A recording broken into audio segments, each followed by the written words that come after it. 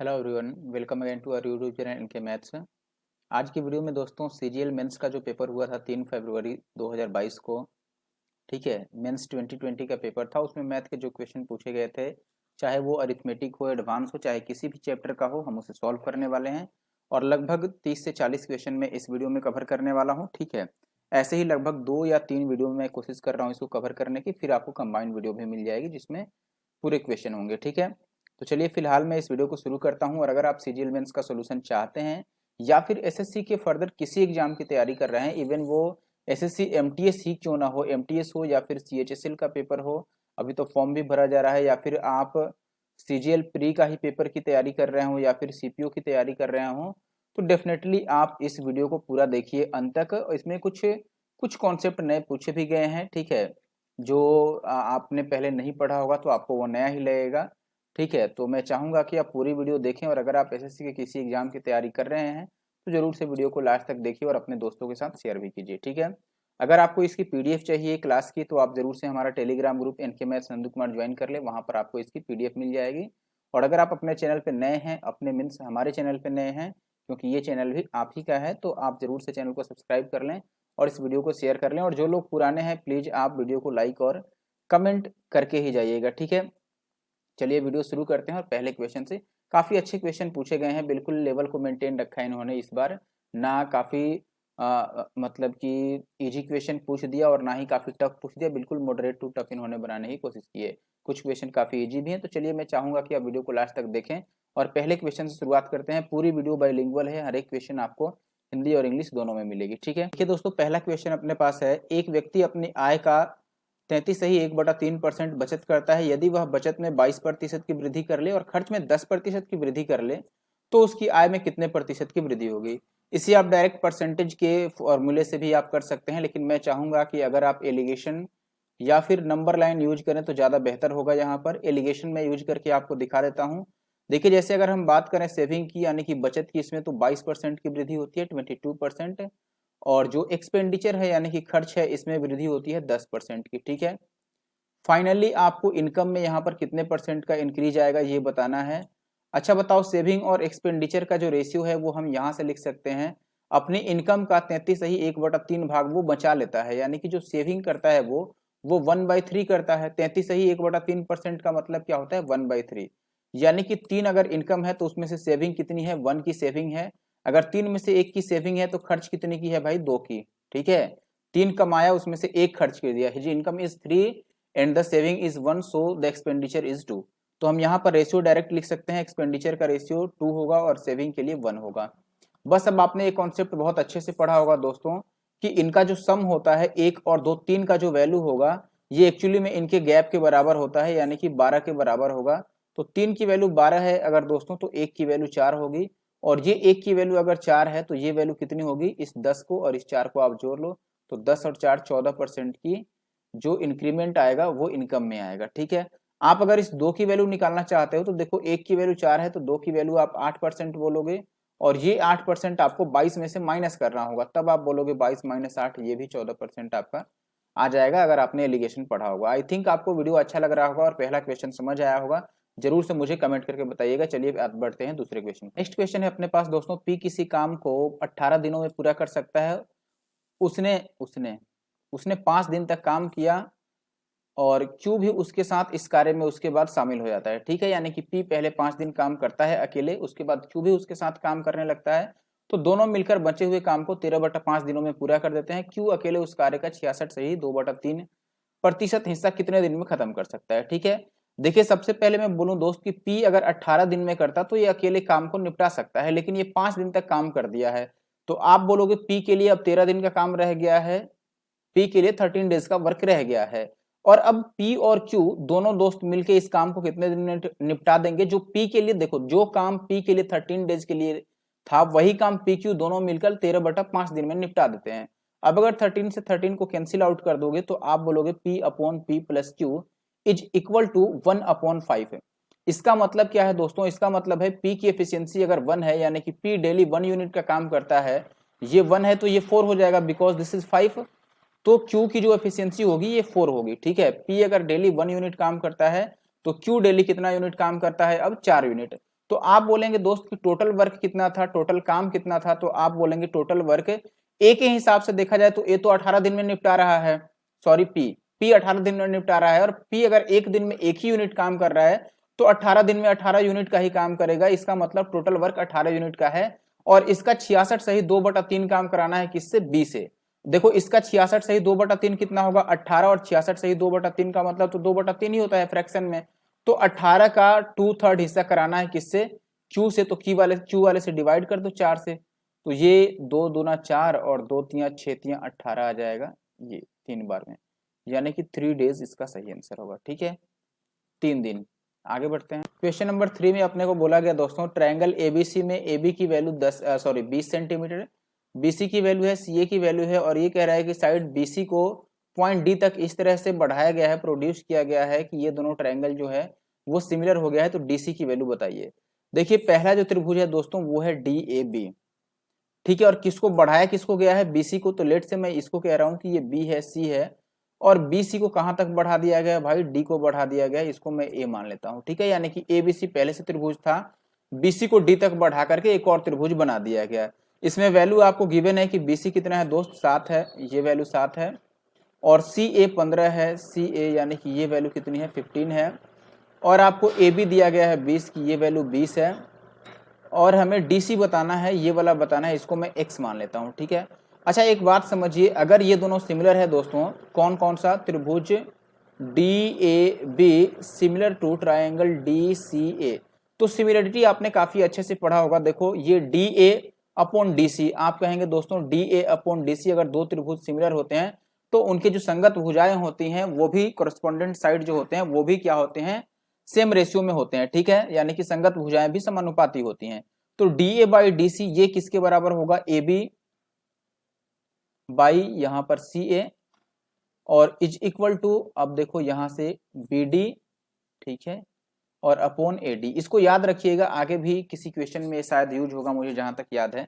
इसमें वैल्यू आप पुट कर लेते हैं। देखो डी ए की वैल्यू आप बोलेंगे दोस्त, डी ए की वैल्यू तो हमें मालूम ही नहीं है, तो डी ए की वैल्यू को हम ऐसे ही रहने देते हैं, this is D A upon D C. आप बोलेंगे दोस्तों डी सी, डी सी कितना है अपने पास, एक्स है, ए बी की वैल्यू कितनी है 20, और सी ए की वैल्यू कितनी है 15 है, और बी डी की वैल्यू कितनी है, बी डी की वैल्यू 7 प्लस एक्स हो जाएगी। ठीक है, बी डी की value 7 plus x, this is x, upon A D की वैल्यू फिर से हमें मालूम नहीं है। ठीक है, तो ए डी हम एज इट इज रहने देते हैं, कोई इशू नहीं है। आप पहले इन दोनों को सॉल्व करके यहाँ से एडी की वैल्यू हम निकाल लेते हैं। तो यहाँ से आप बोलोगे दोस्तों कि जो एडी की वैल्यू होगी, या फिर हाँ ठीक है चलो, यहाँ से एडी कितना आएगा, तो आप बोलोगे ये आएगा 20x/15। ठीक है, और केवल इस दोनों से अगर मैं एडी की बात करूं कि यहाँ से एडी कितना आएगा, तो आप बोलोगे दोस्त कि यहाँ से एडी आने वाला है 7 प्लस एक्स इंटू का 15 और बटा 20। ये बात फिक्स। क्या किया, दोनों इक्वेशन से, यानी कि यहाँ से पहले एडी का मान निकाला और फिर इसमें से एडी का मान निकाला और बराबर कर दिया। ठीक है, अब इनको आप क्रॉस मल्टीप्लाई कर लो, तो क्रॉस मल्टीप्लाई करोगे तो 20 का स्क्वायर ये 400 बटा 15 का स्क्वायर 225, और इक्वल टू आ जाएगा 7 प्लस एक्स बटा का एक्स। अब इसको आप काटोगे तो देखो ये 25 से कटेगा तो 4 ही बचेगा यहाँ पर, तो नहीं 25 चौका 100, 16 बच जाएगा एक्चुअली में। ठीक है, ये कितना बचेगा 16, और ये बचेगा अपने पास 9। अभी भी क्रॉस मल्टीप्लाई कर लेते हैं, तो ये 16x इक्वल टू 9 से 63 63, और प्लस का 9x आ जाएगा। तो आप 9x को इधर लाओगे, this is 7x equal to, यार एक minute, 7x equal to 63, so x equal to 63/7 that is 9। ठीक है, तो x की जो वैल्यू आ गई वो 9 हो गई, और यही अपना आंसर। चलिए नेक्स्ट क्वेश्चन देखिए दोस्तों, कह रहा है कि मोम के एक घनाभाकार ठोस ब्लॉक के 3 आसन फलकों का क्षेत्रफल जो है वो 216, 96 और 144 सेंटीमीटर स्क्वायर है। अब ये कह रहा है कि इस घनाभाकार जो ठोस ब्लॉक है, सॉलिड ब्लॉक, उसको पिघला करके और समान आकार वाले 8 क्यूब्स बनाए जाते हैं। तो इनके ऐसे 3 क्यूब्स जो बनेंगे उनके लेटरल सरफेस एरिया हमें बताना है। ठीक है, पार्श्व पृष्ठ का क्षेत्रफल बताना है। देखिए सबसे पहले कॉन्सेप्ट को समझाने के लिए मैंने एक काफी अच्छा फिगर बनाया है। अगर आपको अच्छा लगे जरूर से आप मुझे कमेंट करके बताइएगा कि आपको इक्वेशन समझ आया कि नहीं। देखिए इसमें कह रहा है कि 3 एडजेसेंट फेसेज को का एरिया दे रखा है। ठीक है, एडजेसेंट फेस कौन सा होता है इसमें, जैसे देखो एडजेसेंट फेस यानी कि जो एक साथ लगा हुआ हो, ठीक है। अब उनकी एरिया हम कैसे लिखेंगे, देखो एक को तो मैंने ग्रीन कलर से दिखा रहा है, जिसका एरिया आप देखोगे कि जो ग्रीन कलर वाला है, ठीक है, ये जो ग्रीन पोर्शन है यहाँ पर ये वाला, ठीक है, इसका एरिया अगर आप लिखोगे तो लेंथ और इंटू ब्रेड्थ यानी कि लंबाई गुना चौड़ाई L इंटू बी, ठीक है, इंटू का इसका एरिया अगर आप इस ब्लैक वाले का एरिया देखोगे, ब्लैक ब्लैक जो मैंने बनाया है इसका एरिया, तो इसमें आप देखोगे अब ये हो गया बी और इंटू एच, तो इसका एरिया हो जाएगा बी इंटू एच। अब बात करें रेड वाले की, तो रेड वाले की देखो जो सबसे लास्ट वाला ये रेड वाला पोर्शन है, ठीक है, तीसरा जो इसका फेस है उसका एरिया होगा एल इंटू एच या फिर आप एच इंटू एल कह सकते हो। तो ये तीनों का एरिया है, तीनों के एरिया का मैं प्रोडक्ट ले रहा हूं यानी कि तीनों के एरिया को मल्टीप्लाई कर रहा हूं। तो क्वेश्चन में ये दिया है एक 216, एक दे रखा है 96 और एक दे रखा है 144। अब आप यहां से देखोगे कि एल यहाँ भी है, एल यहाँ भी है, यानी कि एल बी और एच तीनों ही दो दो बार आ चुके हैं, तो एक्चुअली में स्क्वायर हो जाएंगे क्योंकि मल्टीप्लाई कर रहे हैं। तो एल बी एच का स्क्वायर आ जाएगा 216। देखो 216 को मैं 36 गुना 6 लिख देता हूँ, 96 को मैं 6 गुना में 16 लिख दूंगा और ये 144, ठीक है, कोई भी इशू नहीं है। अब यहाँ से आप बोलोगे कि एल बी एच की जो वैल्यू आएगी वो देखो यहाँ पर स्क्वायर था तो इनका स्क्वायर रूट लेना पड़ेगा, 36 का स्क्वायर रूट 6 होता है, इस दो 6 में से एक 6 ले लेंगे और 16 का स्क्वायर रूट कितना होगा 4 और 144 का स्क्वायर रूट 12। अब ये जो वैल्यू आ रही है एक्चुअली में ये इसका वॉल्यूम आ गया, ठीक है, ये क्या आ गया दोस्तों, this is the volume of the cuboid, ठीक है, ये क्या हो गया, ये वॉल्यूम हो गया क्यूबॉइड का। अब एक बात समझिए आप, ये अगर क्यूबॉइड का वॉल्यूम है, मैं लिख देता हूं, एक मिनट यार, एक मिनट थोड़ा सा, यस, ये क्यूबॉइड का वॉल्यूम हो गया। और आपको पता है कि जब एक चीज को पिघलाकर दूसरी चीज हम बनाते हैं तो वॉल्यूम सेम रहता है, यानी कि ये जो क्यूबॉइड का वॉल्यूम है वो एक्चुअली में अब 8 जो घन बनेंगे उनके वॉल्यूम के बराबर होगा। और एक क्यूब का वॉल्यूम होता है साइड का क्यूब यानी कि एल क्यूब, और ऐसे ऐसे 8 घन है तो 8 से हम मल्टीप्लाई कर देते हैं, यही तो इसके बराबर आएगा, ठीक है। ये जो वॉल्यूम है क्यूबॉइड का, ये नए जो 8 घन बनेंगे उनके वॉल्यूम के बराबर होगा, that means 6 into 6 into 4 into 12 is equal to 8 L cube. अब अगर 8 से हम काट दें दोस्तों तो 6 चौके 24 को हम 3 बार में काट देते हैं, तो एल क्यूब की वैल्यू आ गया 6 18 गुना में 12 यानी कि 216। तो एल की वैल्यू कितनी आ गई 6। बात क्लियर है, एल की वैल्यू हमने कितनी निकाल दी दोस्तों, एल की वैल्यू 6 निकाल दी। अब आपको बताना है पार्श्व पृष्ठ का क्षेत्रफल यानी कि दीवारों का क्षेत्रफल भी जिसे हम बोलते हैं। तो आपको ये बात पता होनी चाहिए कि जो लेटरल सरफेस एरिया होता है L S A, this is 4 into side square, क्योंकि हम ये नीचे वाला और ऊपर वाला लेते नहीं है तो बस 4 इसके फेसेस बन जाते हैं, तो 4 एल स्क्वायर होगा। तो और ऐसे ऐसे कितने घन हैं आप देखेंगे, यहाँ पर 8 घन है, तो हमें 8 से नहीं 3 घनों के लिए पूछा है ना, 3 क्यूब्स के लिए पूछा है, तो 3 से मल्टीप्लाई कर देते हैं, तो ये 12 गुना में 6 का स्क्वायर 36, तो 12 छक 72 का 2 लास्ट में 2 आएगा, यानी कि ये वाला आंसर है अपना, ठीक है। आप पूरा मल्टीप्लाई करके चेक कर ले। अगला क्वेश्चन देखिए, यहाँ पर कह रहा है the ratio of the incomes of A and be in 2020 was 5:4। The ratios of their individual incomes in 2020 and 2021 were 4:5 and 2:3 respectively. If the total income of A and B in 2021 was this, then what was the income in rate of B in 2021? ठीक है, देखो ऐसा बिल्कुल same to same question, बस data अलग हो सकता है। बिल्कुल सेम टू सेम क्वेश्चन मैंने अपने पेड कोर्स में कराया था, जो लोग लिए होंगे उनको पता होगा, ठीक है, बिल्कुल सेम टू सेम क्वेश्चन मैंने कराया है, बस डेटा चेंज हो सकता है, ठीक है। और बहुत अच्छे से 3 तरीके से मैंने करके बताया था कि इसको परसेंटेज से कैसे करेंगे, रेशियो से कैसे करेंगे, ठीक है। एक और तरीका मैंने फ्रैक्शनल मेथड बताया था, 3 तरीके से मैंने करना बताया था। और ऐसे एक क्वेश्चन नहीं, कई क्वेश्चन मैंने कराए थे जिसमें इससे 1-2 लाइन आगे के भी 1-2 लेवल ऊपर के भी क्वेश्चन मैंने करा रखा था, ठीक है। तो जो लोग पढ़े होंगे जरूर से उन्हें याद होगा, ठीक है। चलिए मैं सॉल्व करके आपको दिखाता हूं। देखो 2020 में जो ए और बी की आय का अनुपात है वो 5:4 है, ठीक है। यानी कि मैं बात करूं अगर 2020 की दोस्तों, तो आप देखना जरा ए और बी का जो रेशियो है वो कितना है, 5:4 है। अब ये कह रहा है कि 2021 में आते आते उनकी रेशियो इस रेशियो में इंक्रीज करेगी, यानी कि अगर मैं 2021 की बात करूं दोस्तों, तो आप बोलेंगे ए और बी का रेशियो क्या रह जाएगा। ए का पहले से रेशियो 5 था लेकिन अब इंक्रीज कर रहा है, देखो 4 से 5 बन जा रहा है, ठीक है, रेशियो 4 से 5 बन जा रहा है, तो हम इसे 5/4 से मल्टीप्लाई कर लेते हैं, ठीक है। और बी का रेशियो पहले से जो बी की वैल्यू थी दिस इज 4, और इसका कैसे चेंज होता है, 2 से 3 हो जाता है, तो इसको हम 3/2 से मल्टीप्लाई कर लेंगे, ठीक है। अब ये कितना बच गया, तो आप बोलेंगे दोस्तों ये हो गया अपने पास, एक बार इनको कैंसिल आउट कर लेते हैं, 2 दूना 4, तो ये 3 दूना 6 बना, और ये 25/6 बन गया। तो 6 को इधर ले जाओगे तो ये 25 और रेशियो 6, एक्चुअली में ये 4 था, 6 चौके 24, ठीक है। यानी कि ये ए की वैल्यू हो गई, ये बी की वैल्यू हो गई।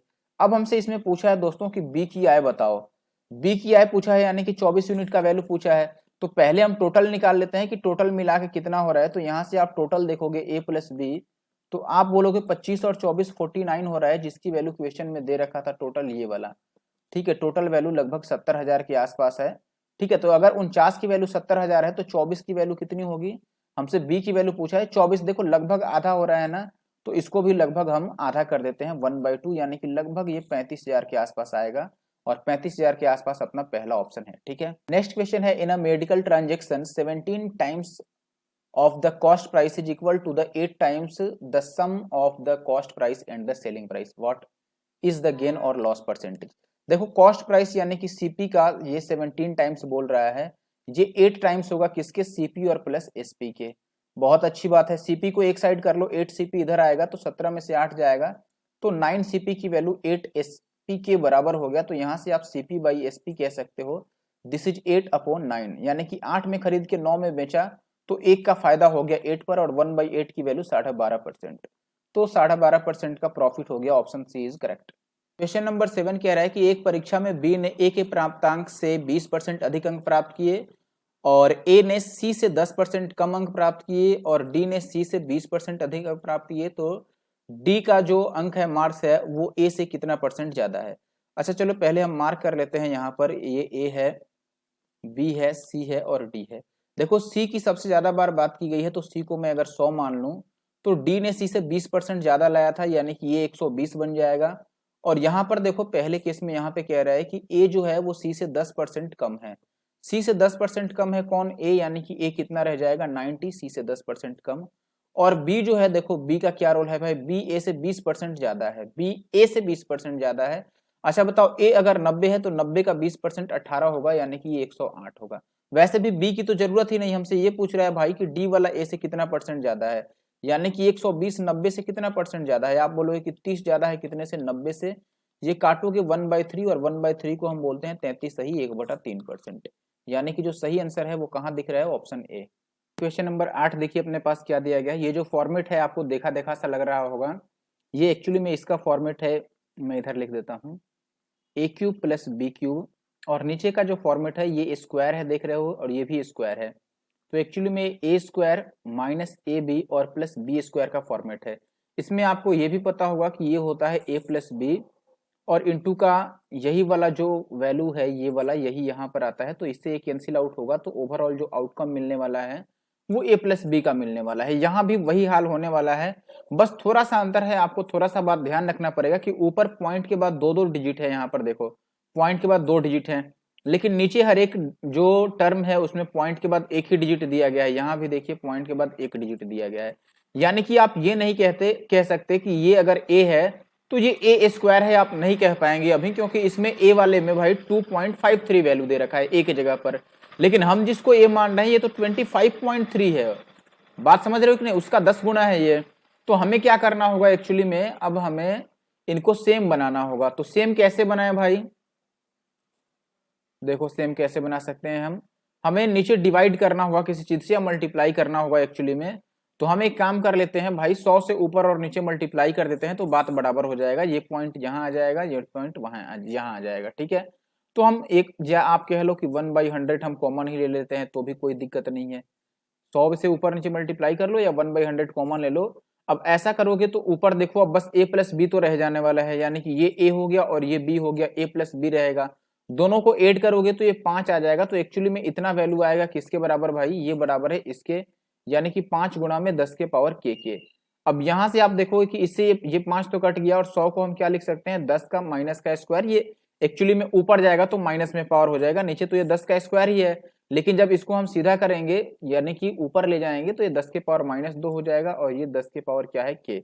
तो यहाँ से के की वैल्यू कितनी आ जाएगी दोस्तों, -2, यानी कि this one is the answer. अगला सवाल है, 75 किलोमीटर पर आवर की स्पीड से चल रही एक कार का जो ड्राइवर है वो देखता है कि 80 मीटर आगे उसी दिशा में एक बस चल रही है सेम डायरेक्शन में, ठीक है, और वह 15 सेकंड बाद पाता है कि अब वह जो बस है वो कार से 40 मीटर पीछे रह गई है, तो बस की चाल बतानी है। अब देखो सबसे पहली बात कि जब सेम डायरेक्शन में चलते हैं तो हम चाल को माइनस कर लेते हैं, relative speed is the difference of the given speeds, ठीक है, यानी कि जो अपेक्षित गति होती है वो दोनों गाड़ियों की चाल का अंतर होता है। तो दोनों सेम डायरेक्शन में चल रहे हैं तो हम चाल को माइनस कर लेते हैं। देखो कार की चाल है 75 माइनस बस का चाल पता नहीं है, और ये चाल निकलेगा कैसे, दूरी बटा समय से। दूरी कितना है आप देखो कि एक बार 80 आगे देखा है और बाद में 40 पीछे रह गया है, यानी कि 120 मीटर की दूरी रह गई, और बटा टाइम कितना लगा है भाई, दूरी और बटा समय, ये होता है चाल। तो समय लगा है 15 सेकंड का, तो इसको हम 15 से भाग कर देते हैं। लेकिन आप ये भी देखेंगे कि ये तो हमने किलोमीटर प्रति घंटा में लिया है और आंसर भी किलोमीटर प्रति घंटा में चाहिए, तो ये मीटर प्रति सेकंड को 18/5 से आपको गुना भी करना पड़ेगा ताकि ये मीटर प्रति सेकंड से किलोमीटर पर आवर में जा सके। अब काट लो, 15 से काटोगे 15 अठे 120 और 18 अठे कितना हो जाएगा 144/5, जिसको आप बोल सकते हो, देखो ये कितना है 75 माइनस बी, और 144 का डबल कितना हो जाएगा 14 दूना 28 28.8, ये आ जाएगा।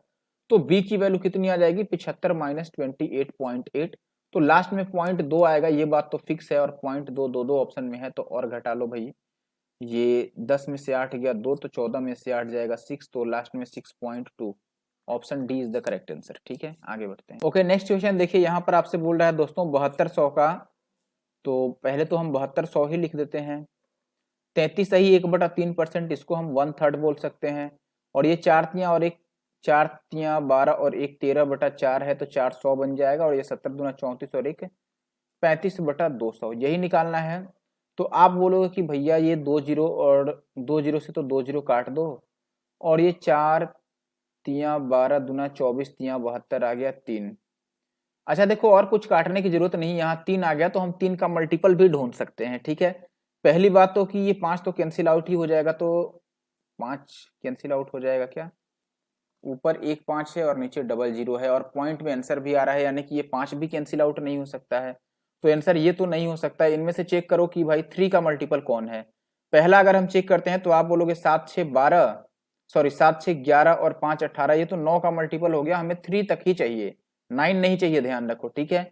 ये देखो 6 3 9 हटा दो, 5 1 6, ये 3 का मल्टीपल हो रहा है, और ये 9 नहीं ले सकते, 6 5 11, ये नहीं होगा, option C is the correct answer, ठीक है। क्योंकि देखो इसमें और कहीं 3 है नहीं, यहीं पर एक जगह बस 3 है, ना इसमें 3 है, ना इसमें 3 है, ना इसमें 3 है। अगर 3 एक ही है तो जो आंसर होगा वो भी 3 का मल्टीपल होगा, 9 का नहीं हो सकता, क्योंकि इसमें 9 नहीं है, 3 है बस। प्लस वाला है अपने पास कि A1 और A2 दो समबाहुभुज है, यानी कि रेगुलर पॉलीगन्स हैं। A1 के सभी आंतरिक कोणों का योग इतना है, और A2 के प्रत्येक आंतरिक कोण बाह्य कोण से कितना ज्यादा है भाई 132 ज्यादा है, तो इनकी भुजाओं का योग बताना है।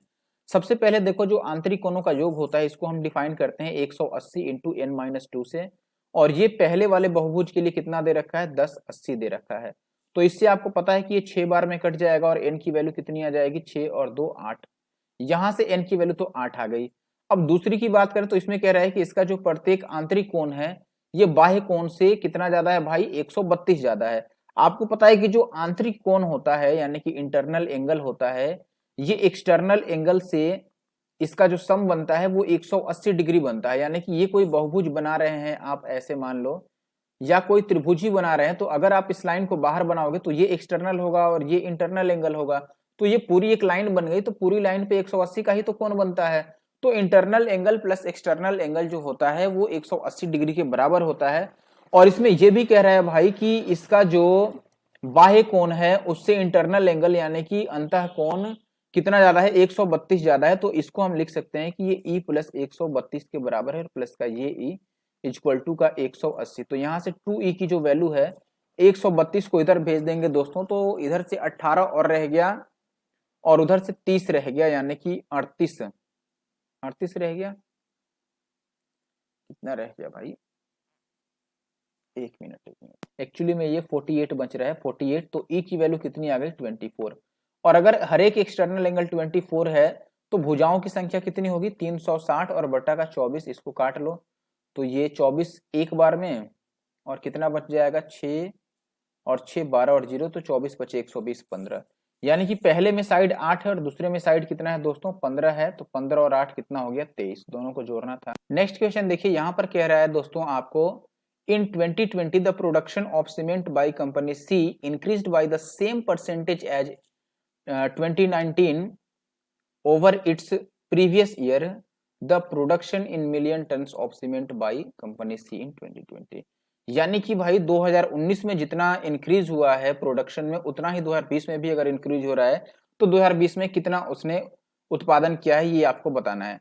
अच्छा बताओ 19 में पिछले साल की तुलना में कितना उत्पादन बढ़ रहा है, किसके लिए, सी के लिए, ठीक है सी के लिए। तो इसमें सी ये वाला कलर है, तो आप देखो 19 में सी के लिए 400 है और 18 में कितना था सी के लिए 350, यानी कि 350 से 400 हो रहा है। आप इसे परसेंटेज में या रेशियो में डायरेक्ट चेक कर सकते हैं, मैं रेशियो में डायरेक्ट लिख देता हूं कि देखो भाई 350 से 400 बन गया है, यानी कि अगर आप काटते हो 50 से तो ये 7 से 8 बन गया है, यानी कि 18 में अगर 7 था तो 19 में 8 हो गया है। तो ऐसे ही फिर से 7 से 8 बनेगा कब, ये 19 से 20 में। देखो अगर ये इसका 2018 का था और ये 2019 का था, 18 से 19 में जाते जाते ये 7 से 8 बन गया है ना, तो फिर 19 से जब ये 20 में जाएगा तो फिर से 7 से 8 ही बनना है, उसी रेशियो में बढ़ेगा। तो 7 की वैल्यू 2019 वाली तो हमें पता है कि इसकी वैल्यू 400 है भाई, यहां पर देख रहे हो ना 2019 की वैल्यू 400 है। तो अगर 7 की वैल्यू 400 है तो 8 की वैल्यू कितनी होगी, यही तो आपको बतानी है। तो 8 की वैल्यू 8 चौके 3200 और बटा 7 होगा, यही होगा। आप ऐसे लिख सकते हो कि देखो 7 की वैल्यू अगर 400 है तो 1 की वैल्यू कितनी आ जाएगी 400 बटा 7, और 8 की वैल्यू कितनी आ जाएगी 8 चौके 3200 और बटा 7। तो 7 से आप भाग करोगे दोस्तों तो 7 चौके 28 पहला टर्म, और फिर आपको बचेगा 4 जीरो, तो 7 पचे 35, फिर 5 जीरो 7 सत्ते 49। ये देखो 457 से शुरू होना है ना, ऑप्शन सी 457 से एक ही ऑप्शन शुरू हो रहा था, ऑप्शन सी आप देख भी सकते हैं। ठीक है आगे बढ़ते हैं। अगला सवाल देखिए दोस्तों, ट्रिगो का है अपने पास। क्वेश्चन आपको बोला गया है यहाँ पे 3 है और कोसेक स्क्वायर 26 डिग्री है, ten square 64 degree, cosec square minus tan square. अच्छा देखो सबसे पहले तो ऐसे क्वेश्चन में आप थीटा के सम पर चेक करो कि क्या थीटा का सम 90 डिग्री बन रहा है, तो आप बोलोगे 26 और 64 को जोड़ेंगे तो 90 डिग्री हो जाएगा। अब इससे फायदा क्या होगा, अब अगर हम किसी एक टर्म को चेंज करेंगे तो थीटा सेम हो जाएगा। जैसे मान लो ये हो गया 3 और कोसेक को मैं चेंज करूं तो कोसेक किस में चेंज होता है, सेक में, तो ये बनेगा सेक स्क्वायर कितना 64 बनेगा। और sec square minus tan square आपको पता होता है कि ये 1 होगा, sec square theta minus tan square theta कितना होता है 1। तो इस पूरे की जगह पर हम क्या लिख सकते हैं 1 लिख सकते हैं, तो ये 3 इंटू 1 रह गया, माइनस यहाँ पर है कॉट स्क्वायर 42 और सेक स्क्वायर कितना है दोस्तों, तो आप बोलेंगे सेक स्क्वायर है यहाँ पर 48, यहाँ भी किसी एक को चेंज कर देते हैं, कॉट स्क्वायर का अगर चेंज करेंगे तो कॉट स्क्वायर किस में जाएगा, कोसेक स्क्वायर में जाएगा। ठीक है सॉरी कॉट स्क्वायर किस में जाता है टेन स्क्वायर में, तो ये tan square minus sec square उल्टा हो गया एक्चुअली में, तो tan square minus sec square क्या हो गया, एक मिनट, टेन स्क्वायर अगर इसको हम चेंज करते हैं कॉट को तो ये 10 में बन जाएगा, लेकिन ये भी 48 होगा अपने पास। बात क्लियर है कि नहीं। तो अब अगर कॉट स्क्वायर को हम चेंज करेंगे अगर, तो ये 10 में बदलेगा, या फिर सेक को आप चेंज करोगे तो वो कोसेक में बदलेगा। तो अगर हम इसको चेंज करते हैं देखो कॉट स्क्वायर को, तो ये 10 स्क्वायर बनेगा कितना 48, तो 10 स्क्वायर माइनस सेक स्क्वायर है तो उल्टा हो गया ना, सेक स्क्वायर माइनस 10 स्क्वायर 1 होता है, और अगर 10 स्क्वायर माइनस सेक स्क्वायर होगा तो ये -1 बनेगा, तो माइनस तो ऑलरेडी मैं लिख ही चुका हूँ -1।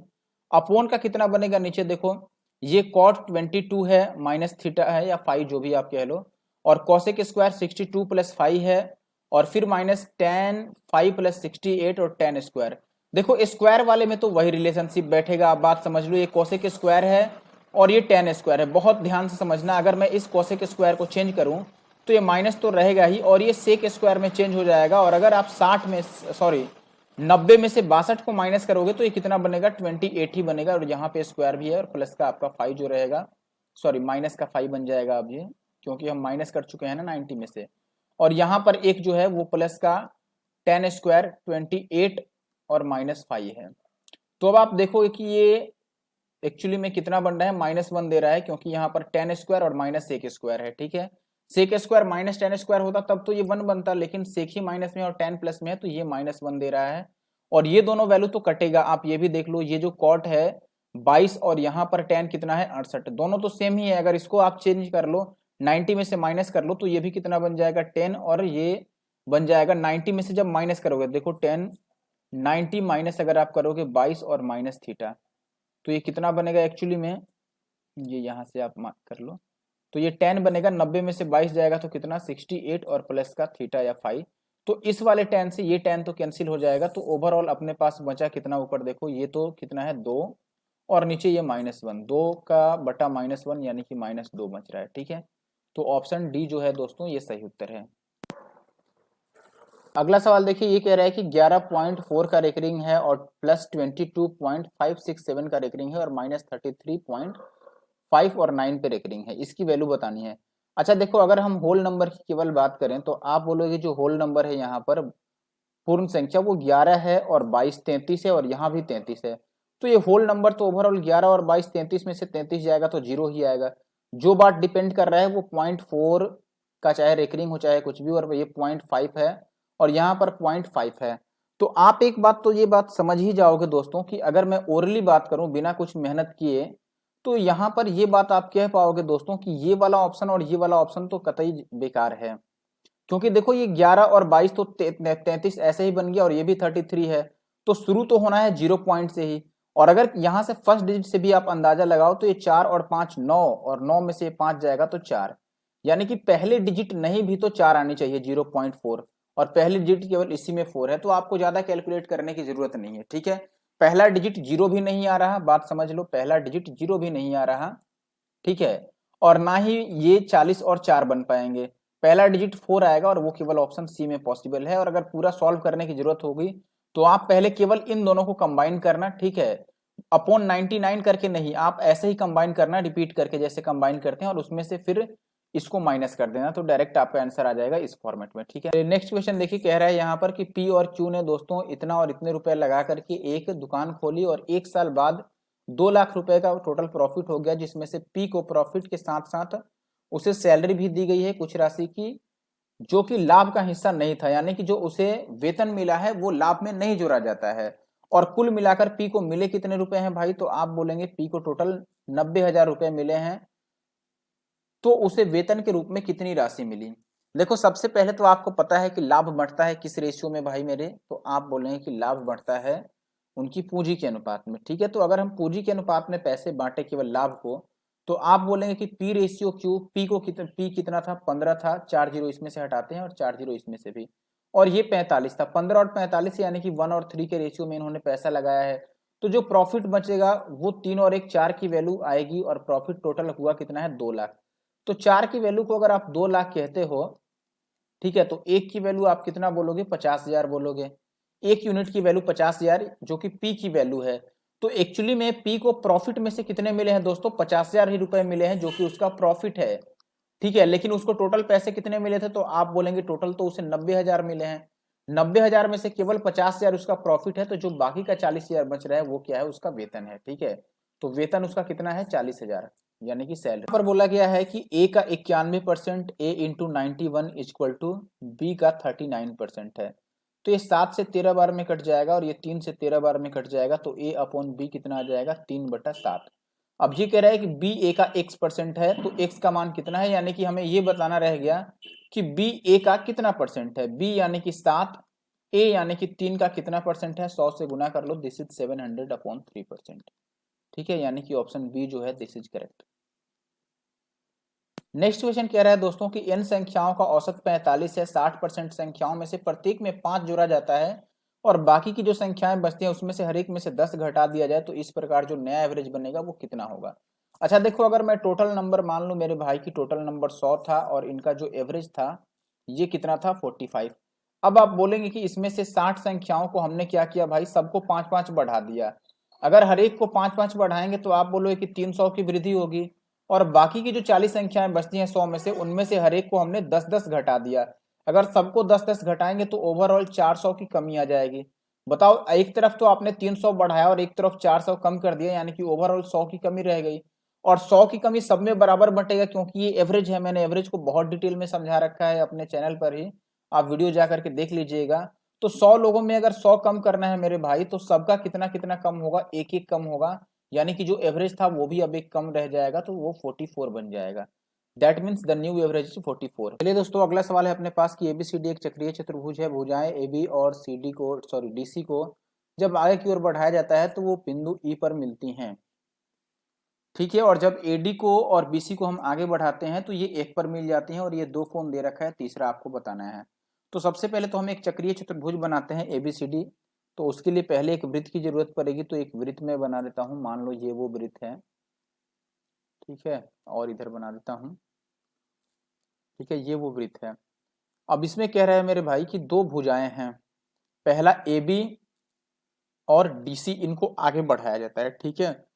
तो हम मान लेते हैं कि ये ए बी है, यहाँ से एक लाइन ऐसे ए बी बना देते हैं, और यहाँ से मैं एक डी सी बना देता हूँ। ये आगे देखो, ये ए है दोस्त, ये बी है, इसको आगे बढ़ाया गया है, और ये अपना डी सी है, डी और सी, इसको भी आगे बढ़ाया गया है, और ये आगे बढ़कर कहाँ पे आके मिलते हैं, ई पर।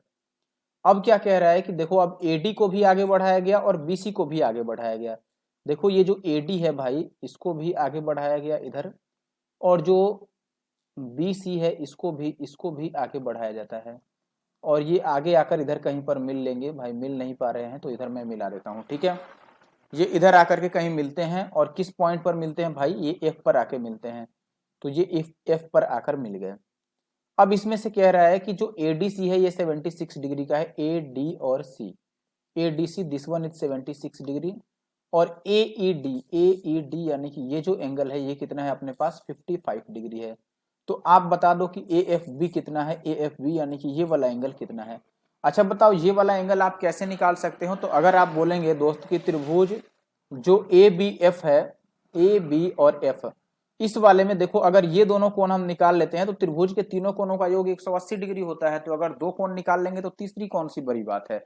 और दो कोण हम कैसे निकाल सकते हैं, आपको पता होगा कि साइक्लिक क्वाड्रिलेटरल में आमने सामने का जो कोण होता है उनका जो सम होता है वो 180 डिग्री होता है, यानी कि चक्रीय चतुर्भुज में आमने सामने के कोणों का योग 180 डिग्री होता है। तो इस हिसाब से दोस्तों ये अगर 76 डिग्री हो गया तो ये हम बोल सकते हैं कि ये होगा 180 और माइनस का 76। तो 10 में से 6 जाएगा तो ये 4 बचेगा, और यहाँ पर बचेगा 7 में से 7 जाएगा 0, और एक 104 डिग्री का तो ये हो गया, ठीक है। एक एंगल अब आपको ये निकालना पड़ेगा। तो ये कैसे निकाल सकते हैं, देखो इस त्रिभुज का दो कोण तो दिया हुआ है, त्रिभुज ए डी और ई, इसके दो एंगल, एक 76 और एक 55 तो आपको मालूम ही है। तो ये कैसे नहीं निकाल पाएंगे आप, ये बोलेंगे कि 180 माइनस का 76 और 55 दोनों को माइनस कर दो, तो 7 5 12, ठीक है, यानी कि 720 और 11, ये सॉरी 120 और 11, ये 131 हो गए। तो और अगर आप 9 जोड़ देंगे तो ये 40 49 डिग्री का ये होगा, दिस इज 49 डिग्री। बस अब ये निकालना इजी है हमारे लिए, ये 180 और माइनस का 49 और माइनस का 104, 9 4 13 यानी कि लास्ट में 7 आएगा तो 27 डिग्री हो गया। बस यूनिट डिजिट हमने कैलकुलेट कर लिया, खेल खत्म। आगे बढ़ते हैं, अगला सवाल देखिए। अच्छा यहाँ पर तो डायरेक्ट ट्रिपलेट ही लग जाएगा। कॉस थीटा क्या होता है, आप बोलेंगे this is B by H. तो बी की वैल्यू दोस्तों अगर 12 हो गया, एच की वैल्यू अगर 13 हो गई, तो पी की वैल्यू कितना होगा, 5, 5 12 13। अब साइन थीटा आप बोलें कि दोस्तों साइन थीटा किसके बराबर होता है, पी बाई एच के। तो ये 5/13 हो गया, और अंदर हो गया 1 minus tan theta that is P by B, यानी कि 5/12। नीचे की बात करेंगे तो टेन थीटा यानी कि 5/12 आ जाएगा, और अंदर 1 प्लस साइन का उल्टा यानी कि 13/5 आ जाएगा। तो ये कितना हो गया अपने पास, 5/13, और गुना में 12 में से 5 गया तो 7/12। नीचे कितना आ जाएगा अपने पास, दिस इज 5/12 एंड 13 और 5 18/5। तो अब देखो ये 12 इसमें भी यहाँ है, ये 5 से 5 कट जाएगा, तो और कितना बच गया, ऊपर बच गया 7 बचे 35 और बटा का 13, और नीचे 18 भी नीचे ही है, तो ऊपर 35 आएगा। बस इतना बात कह सकते हैं, लेकिन 35 तो दो ऑप्शन में है, तो यही होगा, क्योंकि ये तो आने से रहा भाई। यूनिट डिजिट देखो 8 या 24 यानी कि नीचे 4 आएगा, तो नीचे 4 इसी में है पॉसिबल। बस आगे बढ़ते हैं अब। नेक्स्ट क्वेश्चन देखिए, आपको ये बोला है एक्स स्क्वायर माइनस का 3x और प्लस 1 की वैल्यू आपको दे रखी है दोस्तों 0, और इसकी वैल्यू बतानी है ये वाला जो टर्म है, ठीक है। तो ऐसे में हमें क्या करना है, हमें सबको x से, देखो x या तो कॉमन लो सबको, ठीक है, सबको x से डिवाइड कर देते हैं, यही बेहतर होगा। देखो यहाँ भी x से हम भाग कर रहे हैं, इसको भी x से भाग कर रहे हैं, यहाँ भी x से भाग कर रहे हैं, यहाँ भी और यहाँ भी। सबको अगर हम x से भाग करें तो बेसिकली ये क्या निकल करके आएगा, जरा आप देखना। x/4 को अगर x से भाग करोगे तो ये x³ बन जाएगा, और प्लस ये भी 1/x³ बनेगा, क्योंकि ये नीचे ऑलरेडी स्क्वायर था, और x से मल्टीप्लाई होगा क्योंकि ये नीचे है। और यहाँ पर x से स्क्वायर कटेगा तो ये x बचेगा, और प्लस का 5 बचेगा, और प्लस 1/x बचेगा। तो ये बेसिकली इतना बन गया x cube plus 1/x³ upon x plus 1/x और प्लस का 5। ठीक है, तो यहां से अब देखो, अगर सबको यहां भी हम x से भाग करें तो ये x minus 3 plus 1/x equal to 0 बनेगा, यानी कि x प्लस 1/x की वैल्यू कितनी बन जाएगी दोस्तों 3। अगर आप क्यूब लिखना चाहो तो आपको पता होगा क्यूब कैसे लिखते हैं, 3 दिया है तो 3 का क्यूब करेंगे और माइनस इस 3 को 3 से गुना करेंगे, 9 घटा लेंगे, 3 का क्यूब 27 में से 9 जाएगा तो ये 18 आ गया बेसिकली। तो आप बोलोगे दोस्तों कि जो ऊपर वाली वैल्यू है वो तो 18 हो गई, और नीचे इसकी वैल्यू कितनी आ रखी थी 3, तो 3 और 5 ये 8 हो गया, काटोगे तो 9 दूना 18 और 4 दूना 8, 9/4। दैट मीन्स पहला ऑप्शन। क्वेश्चन नंबर 21 है दोस्तों कि एक दुकानदार किसी वस्तु पर इस प्रकार मूल्य अंकित करता है कि अंकित मूल्य पर 12% का डिस्काउंट देने के बाद भी उसे 15% का प्रॉफिट हो जाता है। यदि वस्तु का क्रय मूल्य 385 रुपए है तो अंकित मूल्य और विक्रय मूल्य का योग बताना है। सबसे पहले हम बात करते हैं कि देखो 385 रुपए उस पर रेट लिखा है, ठीक है। तो अगर आप बात करें दोस्तों की 15% के प्रॉफिट पर बेचा भी है और 12% का डिस्काउंट भी उसको मिला है, तो अगर आप एसपी सेम करने की कोशिश करोगे तो आप बोलोगे कि एमपी पर 12% का डिस्काउंट मिलेगा, 12% का डिस्काउंट का मतलब 88% उसे मिलेगा, ठीक है। और ये किसके बराबर है, ये एसपी हो गया, और ये बराबर है एक्चुअली में क्रय मूल्य के 15% के लाभ के बराबर। तो क्रय मूल्य आप बोलोगे कि 385 और 15% का लाभ लेगा तो 115/100, ठीक है। ये भी एसपी है और ये भी एसपी है, हमने दोनों बराबर कर दिया। अब इसको काट कर आप एमपी की वैल्यू निकाल सकते हैं, तो देखो ये 23 बचे 115 और ये 20 बचे 100। बाकी अगर आप 11 से काटने की कोशिश करोगे तो ये 11 से कटेगा 8 बार में, और ये 11 से कटेगा 11 × 33, 11 × 5 = 55, ठीक है। और कुछ तो नहीं कटेगा, ये कट जाएगा 4 × 5 = 20 और ये 7 × 5 = 35, ठीक है। और ये 2 चौके 8 और ये 25 चौके 100। तो एमपी की वैल्यू जो आ रही है दोस्तों अपने पास वो कितनी चल के आ रही है, तो आप बोलेंगे कि भाई ऊपर बच गया 7 गुणा में 23, 23 है 1 मिनट, और गुणा में 25 भी, और नीचे बस 4 दूना 8, ये आ गया। यार एमपी की वैल्यू तो बहुत अजीब आने लगी, ऐसा कैसे। अगर मैं इसी को 24 मान लूं तो 8 × 24 7 × 21 गुना 25 रह जाएगा लगभग में, अगर मैं बात करूं तो सही काटा था ना हमने। अंकित मूल्य पर 12% का डिस्काउंट दिया। अच्छा चलो मान लो ये अंकित मूल्य मान भी लें, और एक बार हम क्रय मूल्य से एसपी निकाल लेते हैं कि एसपी कितना रहा होगा। तो आप बोलेंगे 385 में खरीदा गया है, लेकिन 15% का प्रॉफिट है, तो 100/115 कर लेते हैं। हमने उल्टा कॉन्सेप्ट लगा दिया तो हम सीपीसी एसपी पर आ जाएंगे। ये भी कभी कटने तो नहीं जा रहा है, 23 बचे 115 कट रहा है, और 5 से इसको काटेंगे तो 5 × 7 = 35 और फिर से 5 × 7 = 35, यानी कि ये कुछ रूप दिखा रहा है 7700/23 का। तो अप्रोक्सीमेट ही हमें करना पड़ेगा मुझे लग रहा है, अगर अप्रोक्सीमेशन हम यूज कर लें तो बात कुछ बन जाए। इतना ज्यादा आप कैलकुलेशन कैसे आ गया यार, कुछ तो छूट रहा है इसमें हमसे। अच्छा हाँ हाँ हाँ, बिल्कुल बिल्कुल सही बात भाई, सही बात। देखो यहाँ इंग्लिश में ये अलग है, हिंदी में अलग है, ये 12% नहीं है एक्चुअली में 12.5% है। तो पूरा प्लान अपना चौपट हो गया। अब मुझे एक बार मिटाने दो, इतना मेहनत से मैंने कितना फास्ट कैलकुलेट किया था। चलो कोई बात नहीं, ठीक है, वापस कैलकुलेट कर दूंगा मैं। देखो अब फिर से मैं वही काम करने जा रहा हूँ दोस्तों। एमपी जो होगा, एमपी पर कितने का डिस्काउंट मिल रहा है, 12.5% का। 12.5% होता है 1/8, यानी कि एमपी का 7/8 मिलेगा सीपी सॉरी एसपी के रूप में, सेलिंग प्राइस के रूप में। और अगर आप कॉस्ट प्राइस से सेलिंग प्राइस निकालोगे तो 385 है, और इसका कितना मिलता है यहाँ पर 15% का प्रॉफिट। 15% कितना बनाता है भाई, 15% का मतलब 3/20 है, यानी कि ये 23/20 बन जाएगा। अब इस 7 से इसको काटेंगे तो 7 × 5 = 35, 7 × 5 = 35, ये 55 बार में कट जाएगा। और ये हो गया अपना 2 चौके 8 और ये 5 चौके 20, और 5 से कट गया 11 × 5 = 55।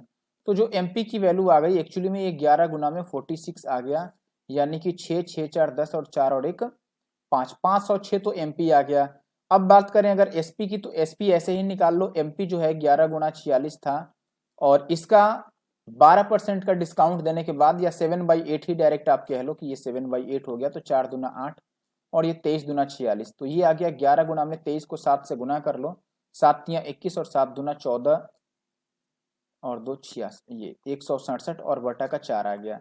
तो ये हो गया 7 का 7, 7 6 13 का 3, 6 1 7 और 1 8, 7 का 7, 7 6 13 का 3 और 6 1 7 1 8 और 1 का 1, इतना बटा 4 आ रहा है। ठीक है, ये अपने पास आ गया। तो ये आप डिवाइड करोगे तो 4 चौके 16 और 2 3, तो 2 3 लगभग 4 छक 24 कट जाएगा। 4 छक 24 नहीं, 4 पचे 20 कटेगा मुझे लगता है। सही मल्टीप्लाई किया ना यार। 7 तियां 21 का 1 देखो गलत जा रहा है। 7 तियां 21 का 1 होना था ना, ये क्यों इतना हो रहा है भाई। 23 सतह ही गलत मैंने काट दिया। चलो कोई बात नहीं।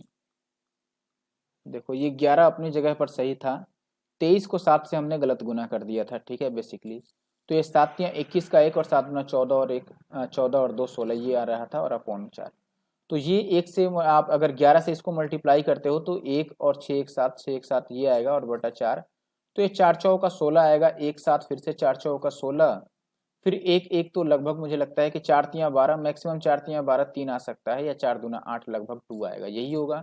अब इसका और इसका सम हमें बताना है। मैंने अभी पॉइंट में नहीं कैलकुलेट किया, बस इसको आप जोड़ोगे तो ये 5 4 948 बन रहा है, 948। तो 948 पॉइंट समथिंग आएगा, दैट मीन्स ऑप्शन ए। देखो ये ऑप्शन इतने करीब करीब के हैं कि हमें अप्रोक्सीमेशन करने में भी रिस्क लग रहा है यहाँ पर, क्योंकि आप देखोगे कि ये 948 है, ये 954 है, काफी करीब करीब का मामला है। ठीक है, तो ये करीब करीब के हैं, तो अप्रोक्सीमेशन ना करें तो ही बेहतर है। सवाल है कि ए और बी एक साथ मिलकर एक काम शुरू करते हैं और 15 दिन के लिए टोटल 18,000 रुपये प्राप्त करते हैं। ए की जो एफिशिएंसी है वो बी से 5 गुनी है, तो बताइए ए की डेली की मजदूरी कितनी है। देखो भाई ए बी अगर मिलके काम करते हैं तो 15 दिन में इन्होंने निपटा दिया है।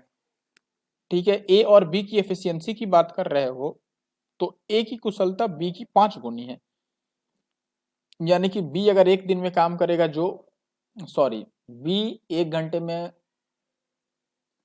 ए की कुशलता बी की कुशलता की 5 गुनी है, तो बी की अगर कुशलता को हम 1 माने तो ए की कुशलता कितनी होगी 5।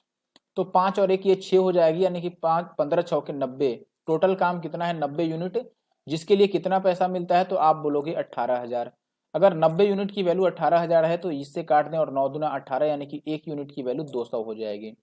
1 यूनिट की वैल्यू 200 है तो हमें ए की वैल्यू बतानी है 5। एक दिन में ये 5 यूनिट का काम कर रहा है, तो 5 की वैल्यू कितनी आ जाएगी, 5 दूना 10, यानी कि 1,000 रुपए। तो ए के लिए डेली का कीमत कितना है भाई, डेली की मजदूरी 1,000 रुपए है।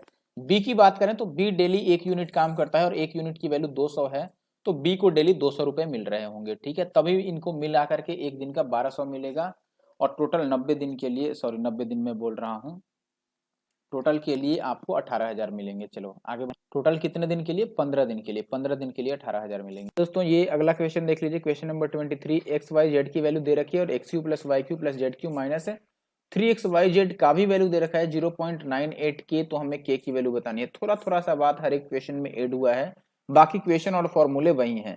देखो जब एक्स वाई जेड की ऐसे पास पास की वैल्यू दी हुई होती है तब आपको इसका फॉर्मूला याद रहना चाहिए। This one is X plus Y plus Z 1/2 और इंटू एक्स माइनस वाई का square plus Y minus Z का स्क्वायर और प्लस जेड माइनस एक्स का स्क्वायर। कई बार मैंने बताया है अपने अलजेब्रा की वीडियो में, तो आप पहले इनको ऐड कर लीजिए। देखिए 32 34 और ये 30 है। ठीक है, तो एक काम करते हैं, पहले पॉइंट ही इधर उधर कर लेते हैं क्या। देखो यहाँ पर भाई 0.5 की कमी है, अगर 0.5 इसको दे दें, चलो इस 9 से मान लो मैंने 2.5 इसको दे दिया या 1.5 ही दे दिया, तो ये 34 बन गया और इसका 6 दे दिया। देखिए मैं क्या कर रहा था कि इसका 0.6 इसको दे रहा था, इसका 0.6 इसको देंगे तो ये 31.5 होगा, और इसका 0.5 भी मैं उसको दे दूंगा तो वो 32 हो जाएगा, और 32 यहाँ ये हो जाएगा 96 और 2 98, यानी कि ये 98 आ जाएगा। तो इसकी जगह पर तो हम 98 ले लेते हैं, 1 मिनट, यस ये 98 हो गया, और इंटू का 1/2 और अंदर आपको लेना है x माइनस वाई का होल स्क्वायर। देखो इसका और इसका अंतर कितने का है, तो आप बोलोगे दोस्तों कि 2.1 का अंतर है। 2.1 का स्क्वायर कितना हो जाएगा, 441, 21 का स्क्वायर, यहाँ पॉइंट आ जाएगा, प्लस y और z में कितने का गैप है। देखो ये y की वैल्यू है और ये z की वैल्यू है, तो गैप कितने का है, तो आप बोलोगे दोस्तों यहाँ पर 16 में से 9 हो जाएगा 7 और 3, 3.7 का गैप है, यानी कि 37 का गैप है। 37 का स्क्वायर कितना होता है 1369, तो यहाँ पर पॉइंट आ जाएगा। और प्लस फिर आप z और x का गैप देख लो, जेड यहाँ पर कितना है 30.9 और एक्स कितना है 32.5। तो कितने का अंतर हो गया भाई, इसमें से एक दो दोगे तो 15 में से 9 जाएगा तो कितना बचेगा अपने पास 6। 1.6 का अंतर है, यानी कि 16 का स्क्वायर 256, तो ये 2.56 होगा। बस इसको कैलकुलेट करो। अब देखो ये 98 आ गया और इंटू का 1/2, और इनको अगर आप ऐड करते हो तो ये 6 और 9 6 15 और 1 16 का 6 आ जाएगा, हासिल 1। तो 5 और 1 6 और 6 12 और 4 16 का 6, फिर से 1 बचेगा, यहाँ पॉइंट भी रख देते हैं। 2 और 1 3 और 3 6 और 4 10 का 0 और 1 और 1 2, ये इतना आ गया। 2 से इसको अगर काटें तो ये आ जाएगा 98 और इंटू का 10.33। ये पॉइंट अगर मैं इसमें मिला दूं तो ये 0.98 और इंटू का 1033 बनेगा। और हमें ये पूरी वैल्यू निकाल के 0.98 और के बराबर दे रखा है, यानी कि दिस इज इक्वल टू 0.98 के। अब 0.98 से 0.98 कटेगा तो के की वैल्यू कितनी बच जाएगी, 1033, यानी कि this one is the answer, option A. अगला सवाल देखिए, अगर मैं इसको उल्टा लिख दूं, ठीक है, क्योंकि मैं कंपोनेंडो डिविडेंडो यूज करने वाला हूं, तो उल्टा लिखूं तो ये ऊपर बनेगा sec plus 10 upon sec minus 10 और इक्वल टू 7/1। अब सी एंड डी अगर हम यूज कर लें तो एक बार इनको जोड़ेंगे एक बार घटाएंगे, तो ये सेक अपॉन 10 बचेगा और ये 8/7 में से एक जाएगा 6 बचेगा। सेक बाई 10 किसके बराबर होता है, सेक होता है 1/cos के बराबर और 10 होता है साइन बाई कॉस के बराबर। ठीक है, तो एक्चुअली में कॉस तो ऊपर जाएगा तो ये 1/sin के बराबर रह जाएगा, तो साइन थीटा की जो वैल्यू बचेगी ये बचेगी 3/4। ठीक है, साइन थीटा की वैल्यू कितनी बच गई हमारे पास दोस्तों, 3/4 बच गई। और अगर साइन थीटा की वैल्यू 3/4 है तो यहां से आप बाकी सबकी वैल्यू भी लिख सकते हैं। ये पी की वैल्यू हो गई, ये एच की वैल्यू हो गई, तो बी की वैल्यू कितनी हो जाएगा, 4 चौका 16 में से 3 3 9 जाएगा, तो √7 हो जाएगा बी की वैल्यू। ठीक है, अब देखो यहां से हमें लिखना है cosec theta. Cosec theta sine theta का उल्टा होता है, तो ये 4/3 हो जाएगा। और plus cot square theta, cot square किसके बराबर होता है, तो आप बोलेंगे बी बाई पी के। तो b यहां पर कितना है अपने पास, तो आप बोलोगे b तो √7 है, तो स्क्वायर करने पर 7 बनेगा, और p हमारा 3 था, स्क्वायर करने पर 9 बन जाएगा। और नीचे यही माइनस भी करना है, 4/3 और माइनस का 7/9। तो ये कितना हो जाएगा अपने पास दोस्तों, 4 3 12 और 7 19/9, और ये हो जाएगा 12 में से 7 जाएगा तो 5/9। तो 9 से 9 कटेगा, ये 19/5 बन रहा है, यानी कि ऑप्शन ए सही है। ये अगला सवाल देखिए अपने पास, ये कह रहा है कि एक निश्चित धनराशि है, वो समान वार्षिक ब्याज दर से 4 साल में 6000 बन जाती है और 7 साल में इतना बन जाती है, तो धनराशि कितनी है। अच्छा देखो, अगर मैं 7 साल में से 4 साल माइनस कर दूं तो मैं ये कहूं कि 3 साल के लिए जो इंटरेस्ट मिलता है वो कितना मिलता है, इसको माइनस कर लो, 750। अगर 3 साल में 750 इंटरेस्ट मिल रहा है तो हर एक साल में इंटरेस्ट कितना मिल रहा होगा, 250। और अगर हम यहाँ से 4 साल का इंटरेस्ट निकाल लें कि 4 साल में इंटरेस्ट कितना मिल रहा होगा, तो आप बोलेंगे 25 चौके 100, यानी कि 1000 रुपए तो इंटरेस्ट मिल गए। 4 साल में पैसे कितने बन गए थे, तो आप बोलेंगे 4 साल में पैसे तो 6000 बन गए हैं, लेकिन उसमें 1000 ही रुपए इंटरेस्ट के हैं। अगर इंटरेस्ट के 1000 ही रुपए हैं तो बाकी पैसे जो 5000 हैं वो क्या है, प्रिंसिपल, यानी कि मूलधन जो हमें बतानी थी। तो 5000 एक्चुअली में मूलधन होगा, ऑप्शन डी। अगला सवाल देखिए, कह रहा है कि उस सबसे छोटी संख्या के अंकों का योग कितना होगा जिसे 36 72 80 और 88 से डिवाइड करने पर हर एक कंडीशन में ये रिमाइंडर्स मिले। देखो ऐसे कंडीशन में हम क्या करते हैं, ऐसे क्वेश्चन में हमें गैप चेक करना रहता है कि इनका गैप कितना है। जैसे देखो, जब 36 से भाग करते हैं तो रिमाइंडर 16 आना चाहिए, यहाँ पर रिमाइंडर 16 चाहिए, यहाँ पर रिमाइंडर 52 चाहिए, 80 के टाइम पे रिमाइंडर 60 चाहिए, और यहाँ पर रिमाइंडर 68 चाहिए। इनका गैप चेक करो, यहाँ पर भी 20 का है, यहाँ पर भी 20 का है, यहाँ पर भी 20 का है, यहाँ पर भी 20 का। अगर हर एक बार गैप सेम है तो हमें क्या करना है, इन दी हुई संख्याओं का एलसीएम निकालना है और उसमें से ये 20 को माइनस करना है, यही एक्चुअल अपना आंसर आएगा। ठीक है, हमें एक्चुअली में उनका क्या बताना है, संख्याओं के अंकों का योग। तो पहले संख्या निकाल लेते हैं। तो संख्या कैसे निकलेगा, इनका एलसीएम और माइनस का कॉमन डिफरेंस जो है, ठीक है, कॉमन डिफरेंस दैट मीन्स 20। तो एलसीएम इनका कितना आएगा, देखो 36 को मैं लिख देता हूं दोस्तों, 36 को मैं 36 ही रहने देता हूं और इसमें 2 लगा दूंगा तो 72 भी आ जाएगा। अब 80 चाहिए, तो देखो 8 तो इसमें ऑलरेडी शामिल है, बस हमें कितना चाहिए भाई, 80 के लिए एक 5 चाहिए, नहीं 5 नहीं 10 चाहिए, 10 एक्चुअली में। देखो इसमें 4 ही तो है, 4 दूना 8, एक 10 लगा देंगे तो 80 भी आ जाएगा। अब 88 के लिए एक 11 बस लगाना रहेगा, तो ये अपना एलसीएम बन रहा है, यानी कि 36 दूना 72, 720 गुना में 11, तो ये 2 7 2 9 और 7, ये आ रहा है अपने पास एलसीएम। ठीक है, ये एलसीएम है, तो जो एक्चुअल नंबर बनेगा वो क्या बनेगा हमारा एलसीएम, यानी कि 7920 माइनस का कॉमन डिफरेंस यानी कि 20, तो ये एक्चुअली में 7900 बनेगा। और इसके अंकों का योग हमें बताना है, तो देखो 7 और 9 कितना हो जाएगा 16, क्योंकि जीरो को तो हम जोड़ नहीं सकते, तो ये वाला आंसर है। अगला सवाल है अपने पास दोस्तों, tan थीटा और प्लस कॉट थीटा और इंटू का sec theta plus tan theta और इंटू का 1 माइनस साइन थीटा, जहां पर जो थीटा है एक्चुअली में यहाँ थीटा ही होना चाहिए था, ए नहीं होना चाहिए था। Theta is between 0 and 90 degree. तो 0 और 90 के बीच की कोई से भी वैल्यू हम एज्यूम कर लेते हैं। आप ये समझ पाएंगे दोस्तों कि 45 नहीं रखने में भलाई है। 45 अगर हम रख लें तो सेक और कॉसेक बराबर हो जाएगा 45 पे, ठीक है, इसीलिए मैं 45 नहीं रख रहा हूँ, 30 रख देता हूँ। अगर देखो थीटा की वैल्यू को मैं 30 ले लेता हूँ मेरे भाई, तो tan 30 कितना आ जाएगा, दिस इज 1/√3 और प्लस कॉट 30 आ जाएगा √3। अंदर आ जाएगा देखो सेक 30 कॉस 30 का उल्टा होता है, दिस इज 2/√3 और प्लस tan 30 दिस इज 1/√3 और इंटू 1 माइनस साइन 30 1/2। ये कितना बन जाएगा, देखो 3 और 1 4/√3 बन गया। ये बच गया अपने पास 3/√3, यानी कि ये 3/√3, तो √3 ही बच जाएगा, ये बेसिकली 3/√3 3 बन जाएगा और ये आधा ही बन गया। तो इससे ये कट गया और 2 दूना 4, यानी कि ये वैल्यू 2 आ रहा है। तो आपको वो अब ढूंढना पड़ेगा जिसके लिए 30 डिग्री की वैल्यू 2 होगी। तो आप बोलेंगे कि देखो भाई साइन 30 का वैल्यू तो 1/2 होता है, ये नहीं होगा, इसका वैल्यू √3 होता है, ये नहीं होगा, ये 2 होता है, ये हो जाएगा, ठीक है, ये भी नहीं होता। आगे बढ़ते हैं। अगला सवाल कह रहे हैं दोस्तों कि 8400 रुपए हैं, ठीक है, 8400 रुपए की धनराशि 8.75% वार्षिक साधारण ब्याज की दर पर एक निश्चित अवधि में 11,046 रुपए बन जाते हैं और समान रेट और समान टाइम में 10,800 रुपए की राशि पर कितना इंटरेस्ट मिलेगा। सबसे पहले तो फर्स्ट केस का आप बताओ कि इंटरेस्ट कितना है, SI1। तो आप बोलोगे दोस्तों कि ये 11,046 बन गया है कितने से, 8400 से, तो कितने का ब्याज मिल गया 46 और 110 में से ये हटा दोगे तो 16 और 10 26, यानी कि इतने रुपए का इंटरेस्ट मिल गया। अब एक बात बहुत ध्यान से आप समझिएगा, यहाँ पर ब्याज दर समान अवधि दोनों ही समान कह रहा है। देखो ब्याज दर भी समान होना चाहिए और अवधि भी समान होना चाहिए। इसका मतलब क्या है, सर्टेन टाइम भी फिक्स हो गया, ठीक है, एंड रेट भी फिक्स। यहां पर कह रहा है कि देखो same rate for the same time, ठीक है, टाइम और रेट अगर सेम हो गया तो अच्छा आप देखो SI is equal to nothing but P into R into T, यही तो होता है। अब देखो अगर रेट और टाइम को इसने फिक्स ही कर दिया तो जो सिंपल इंटरेस्ट है वो डिपेंड करेगा केवल प्रिंसिपल पे, ठीक है, तो जो प्रिंसिपल का रेशियो जैसे चेंज होगा वैसे इंटरेस्ट भी चेंज हो जाएगा।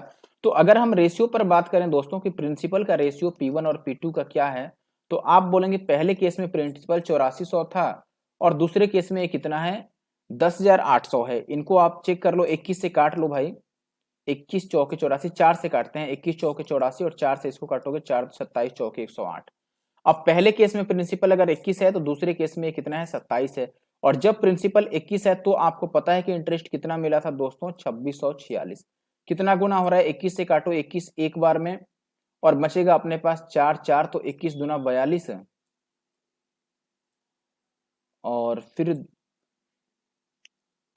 सॉरी 21 दूना 42, तो 8 4 12 और 21 छक 126, ये 126 टाइम्स कट रहा है। देखो ये 126 गुना हो रहा है ना, तो ये भी 126 गुना होगा, ठीक है, तो 7 छक 42 यानी कि लास्ट में 2 आएगा, बस यही बात है, या फिर आप मल्टीप्लाई ही कर लो। आप चाहो तो 27 और गुना में 126 को मल्टीप्लाई कर सकते हो या 9 का मल्टीपल भी ढूंढ सकते थे, लेकिन लगभग सारे ही 9 के मल्टीपल हैं इसमें, ठीक है, यूनिट डिजिट 2 होगा, option A is the correct answer. इसमें एक बेलनाकार आधार की परिधि दे रखी है यानी कि 2πr की वैल्यू और हाइट दे रखी है, हमें वॉल्यूम बतानी है। अच्छा देखो 2πr यानी कि 2 22/7 और रेडियस की वैल्यू कितनी दे रखी है 264। 22 से तो इसको डायरेक्ट काट सकते हैं 22 एक बार में, और 22 दूना 44 और 2 छक 12, तो रेडियस की वैल्यू कितनी आ गई 7 छक 42। अब देखो डायरेक्ट हम धारिता की बात करते हैं, दैट इज πr²h। तो पाई की वैल्यू 22/7 r² यानी कि 42 गुना में 42 और h का मतलब कितना हो गया 50। अब ये 7 छक 42, अच्छा देखो इस 7 में भी 3 है, यहाँ भी 3 है, 6 में 3 है और इसमें भी एक 3 है, तो हम आंसर ये कह सकते हैं कि आंसर 9 का मल्टीपल होगा। ऊपर से 4 का तो मल्टीपल होगा ही, तो 4 का मल्टीपल ये नहीं है और मुझे लगता है कि ये भी नहीं है। इस दोनों में से 9 का मल्टीपल हम ढूंढ देते हैं, काम बन जाएगा अपना, ठीक है। 9 का मल्टीपल ढूंढ लो, ये 7 2 9 8 4 12, ये तो कट ही नहीं रहा, 7 2 9 ये कट जा रहा है, तो ये आंसर होगा अपना ऑप्शन ए, ठीक है। क्योंकि हमने ये देखा कि आंसर 4 से भी कटेगा और 9 से भी कटेगा। 4 से क्यों कटेगा, क्योंकि देखो एक्चुअली में आंसर तो 8 से ही कटेगा, इसमें भी एक 2 है, यहाँ भी एक 2 है, यहाँ भी एक 2 है, 3 बार 2 आने का मतलब आंसर 8 से कटेगा।